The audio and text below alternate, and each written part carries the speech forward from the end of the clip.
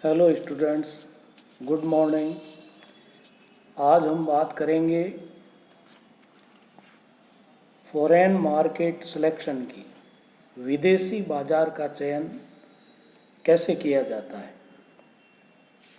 अंतर्राष्ट्रीय विपणन में लिए जाने वाले निर्णयों में बाजार चयन एक महत्वपूर्ण निर्णय है।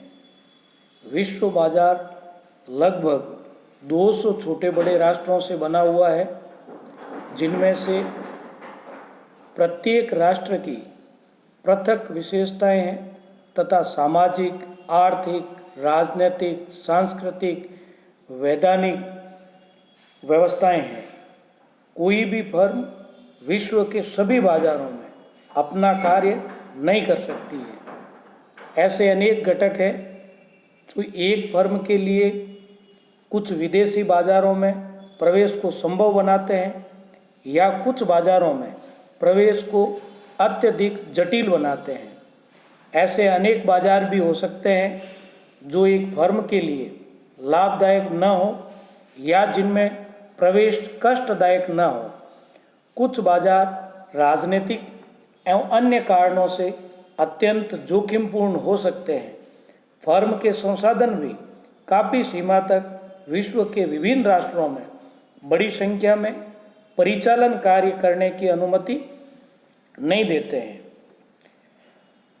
इस प्रकार अंतर्राष्ट्रीय विपणन हेतु बाजार चयन में विभिन्न घटकों की अहम भूमिका होती है।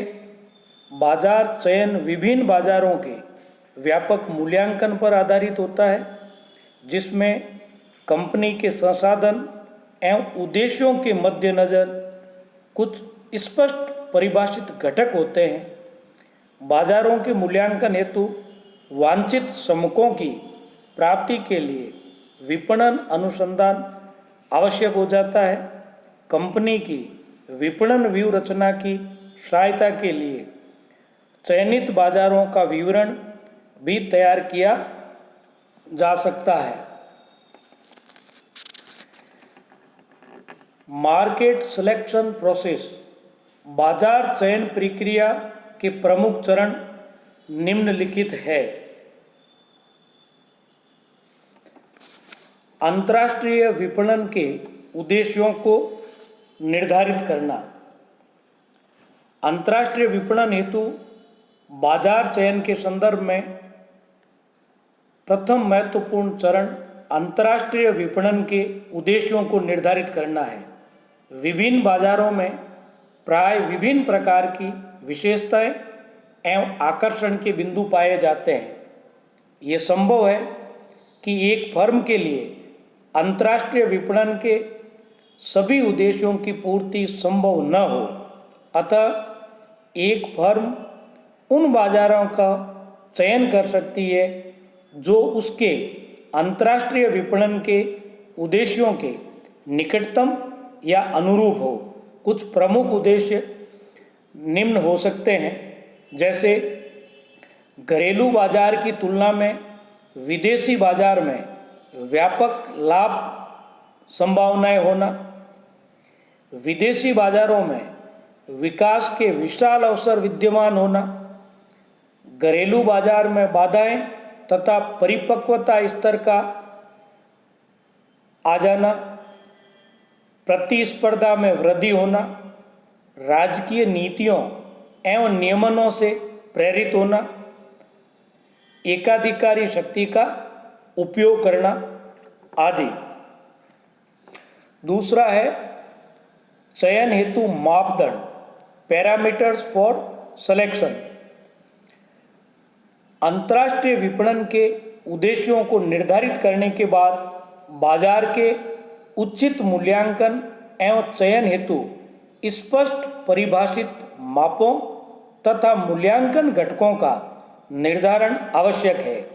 इस हेतु एक मैट्रिक्स का प्रयोग किया जाता है, जिसमें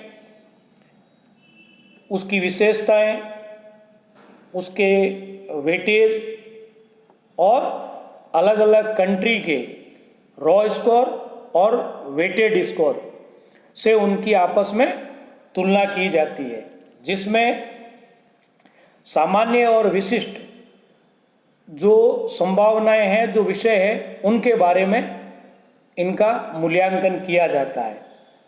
जनरल यानी सामान्य में राजनीतिक स्थिरता, आर्थिक स्थिरता, चलन शक्ति एवं स्थिरता, राजकीय नीतियाँ, आधारभूत सुविधाएं, विपणन चक्र के रूप में सेवा करने की योग्यता, कर प्रेरणाएं, मानवीय घटक, नौकरशाही एवं प्रक्रिया, इन सब का योग।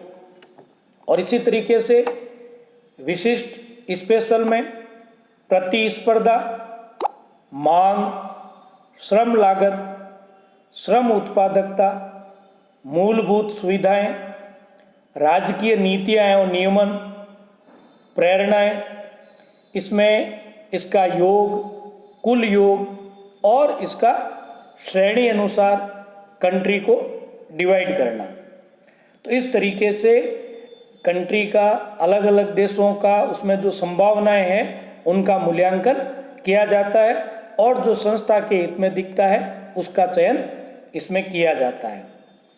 प्रारंभिक छानबीन, प्रिलिमिनरी स्क्रीनिंग, बाजार चयन के घटकों को निर्धारित करने के बाद अगला महत्वपूर्ण चरण बाजारों का प्रारंभिक विश्लेषण या छानबीन करना है। इस छानबीन का लक्ष्य उन बाजारों की पूर्णतः उपेक्षा करना है जहां पर सरसरी तौर पर तथा स्पष्ट रूप से लाभप्रद विपणन संभावनाएं नहीं हैं। प्रारंभिक छानबीन हेतु मापनीय घटकों का चयन विभिन्न उत्पादों के लिए अलग अलग हो सकता है, फिर भी कुछ घटक ऐसे हैं जिनका सभी उत्पादों में सामान्य रूप से प्रयोग किया जा सकता है, जैसे जनसंख्या का आकार, प्रति व्यक्ति आय, अर्थव्यवस्था की दशा, आधारभूत सुविधाएं, राजनीतिक स्थिति आदि। कुछ राष्ट्रों में राजनीतिक तथा सरकारी कारणों से बाजार चयन कार्य संभव नहीं हो सकता है। संयुक्त राष्ट्र की सांख्यिकी ईयरबुक तथा विश्व बैंक द्वारा प्रकाशित विश्व विकास रिपोर्ट से विभिन्न देशों की प्राथमिक सूचनाएं विस्तार से ज्ञात की जा सकती है। प्रारंभिक छानबीन के बाद बाजारों की संक्षिप्त सूची, शॉर्ट लिस्टिंग ऑफ मार्केट्स। प्रारंभिक छानबीन इस बात का निर्णय करने हेतु पर्याप्त सूचनाएं प्रदान करती है कि किस बाजार को स्पष्ट रूप से छोड़ा जा सकता है तथा कौन सा बाजार लाभप्रद साबित हो सकता है। प्रारंभिक छानबीन के बाद भी ऐसे अनेक बाजार हो सकते हैं जिन पर विचार न किया जा सका हो या जिस पर विचार किया जाना लाभप्रद साबित हो सकता हो।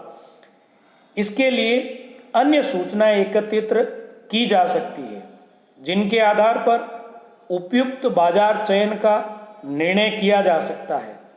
बाजारों की संक्षिप्त सूची तैयार करने का मुख्य उद्देश्य उन सीमित बाजारों की संख्या ज्ञात करना है जो बाजार चयन के लिए कंपनी की दृष्टि से संतोषप्रद ज्ञात होते हैं तथा जिन पर अंतिम निर्णय हेतु विस्तृत विश्लेषण आवश्यक है। तो बाजारों की संक्षिप्त सूची के बाद में मूल्यांकन एवं चयन, इवैल्यूएशन एंड सिलेक्शन।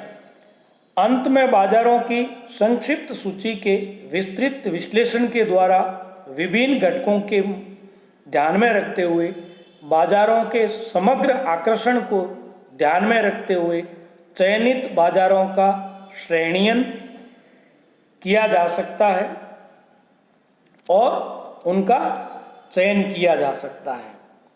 इस तरीके से बाजार में जाने से पहले अपना जो बाजार चयन की जो प्रक्रिया होती है, मुख्य रूप से इन बड़े बड़े बिंदुओं पर विचार किया जाता है और संस्था के हित और उसके आकार, उसकी स्थिति, उसकी वित्तीय स्थिति कैसी है, उसकी संगठन संरचना कैसी है, इन सब बातों का ध्यान रखते हुए बाजार में प्रवेश किया जाता है। धन्यवाद।